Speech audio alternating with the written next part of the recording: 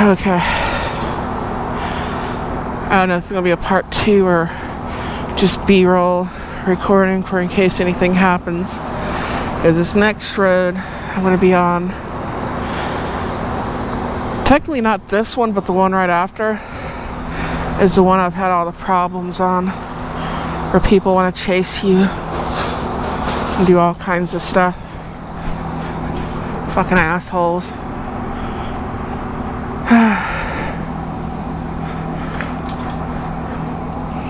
Get comfy. As a fat person, we have to get comfy. Know what I mean? Let's see if I can find neutral, like I'm in a MSF class. I can't find it, man. Just keep going. The light's not working. You gotta feel it.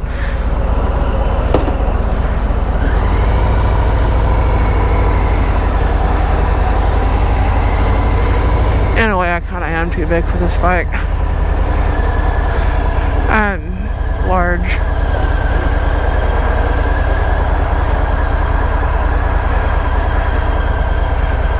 I don't need to be on a crotch rocket. Well, there are a few of them crotch rockets I'd actually like. I'm not Harley loyal, if that's what you know. I know there's people that, oh, I would never ride this, I would never do that. Well,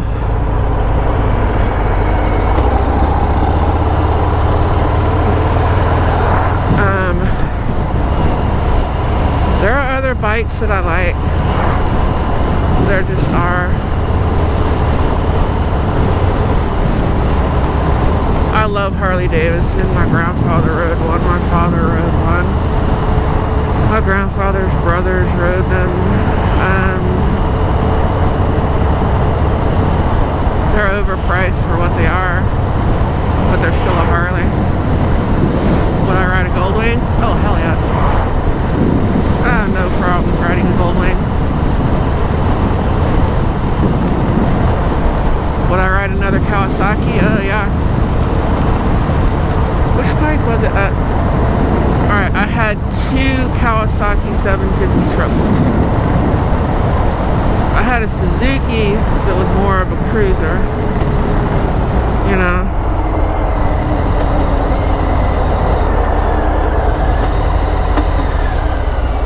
I think it was a Suzuki that had all the fucking goofy ass oil lines. It had a bunch of oil lines on it. I think that was like a 74, 76, somewhere in there. Had a 52 Harley, 1980 Mako 750, which I would love to have that bike again. That bike was hard to get parts for in the 90s. And I imagine that thing would be insane to get parts for now. But it's like my childhood memories. That's literally the first bike I ever rode. Like rode on. Like, you know, I'm a kid and I'm sitting on the gas tank and we're flying through a cornfield. And I'm scared out of my mind. But no, would I have a problem with owning another Kawasaki? No. Would I have a problem with a Honda? No. None whatsoever.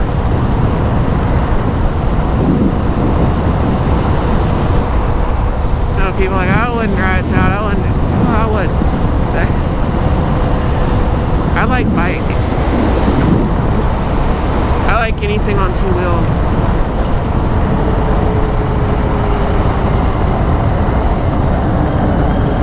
That looked like they had a trailer, but it was the other car turning. I don't know if it looks that way in the camera.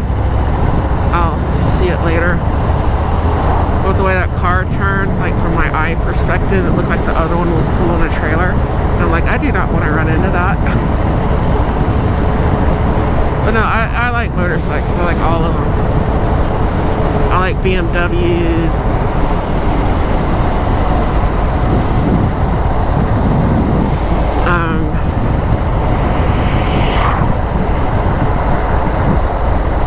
Pretty much if it's got two wheels, even three. I grew up riding three-wheelers, or insanely too powerful.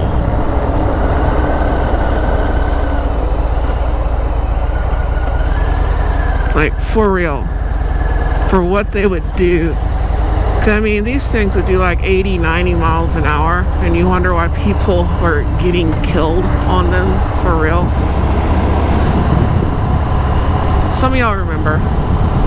I mean, of course, we built them up. My cousin, I got to ride it a few times. He had that, what was that? Insanely fast, it's a quad. You know, the four-wheeler thing.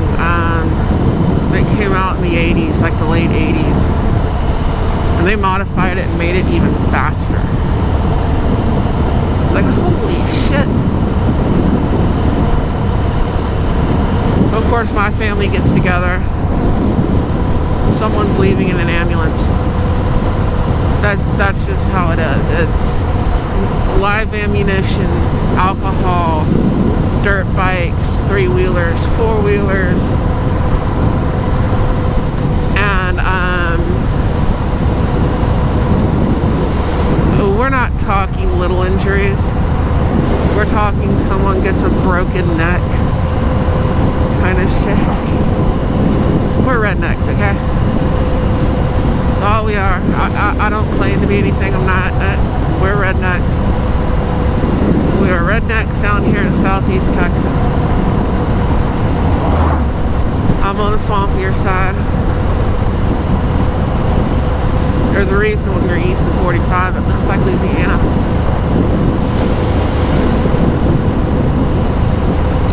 There's gators where I'm at right now.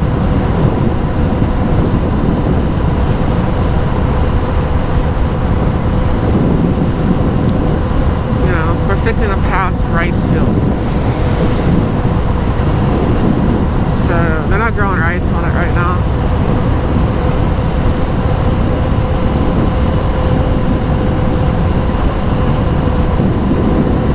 But, you know, that was the crop around here, rice and cane. That's the climate. And for those of you from California, if you still must move out here, we had a lady on that neighborhood app. It's like, oh my God, there's an alligator. You know? I saw it behind my house, and it's like, and? She's like, well, who do I call? We're like, nobody. The gator's supposed to be there. You're not. You're the invasive species. You know, that's hard to get through some of these people's heads. You're the invasive species, not the alligator. The alligator's supposed to be here. You're not. So leave the alligator alone. If you ain't a dumbass, you're not trying to pet the damn thing. You don't try to go swimming with it, that gator ain't gonna bother you. Hog, on the other hand, hog is an invasive species. We have javelina, that's native. Javelina, even though they call them javelina hogs, they're not hogs. They're not a pig. They're a peccary. They're a collared peccary is what they are. And there is a season on them. They are a native species.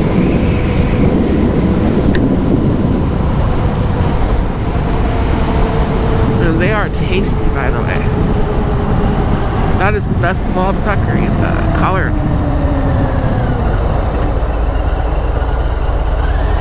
I would take this curve faster, but that one bump will pick your wheel off the ground when you hit it.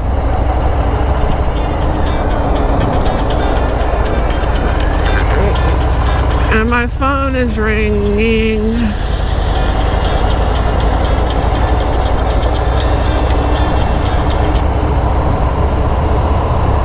And she hung up.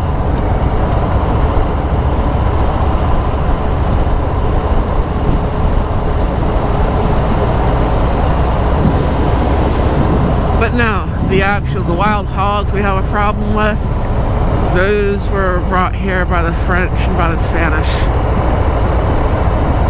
And they got loose.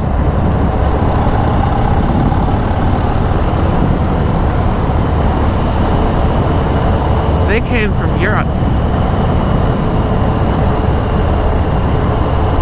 They're just as invasive as white people. So there's no season on wild hogs. You see it, you can kill it, you can eat it, you can do whatever you want with it.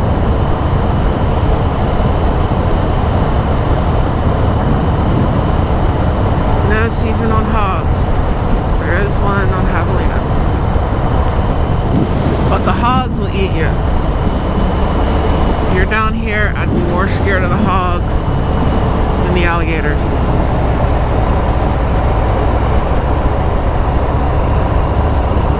This alligator will leave you alone. The hog, you can't outrun a hog.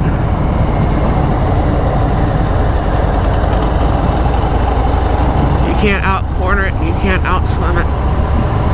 You can out-climb it. And they ate a lady down here, not too far from where I'm at right now.